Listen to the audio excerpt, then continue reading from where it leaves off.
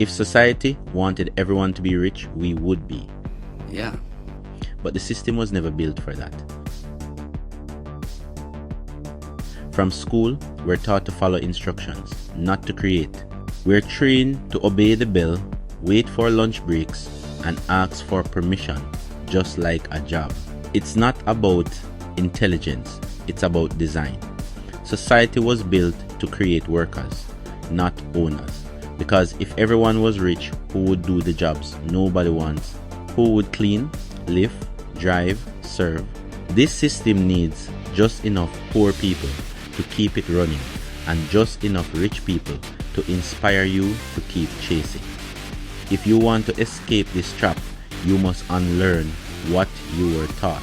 Learn skills that pay you in your sleep. Build income streams that don't rely on a 9 to 5, because waiting on society to save you, that's how they keep you broke.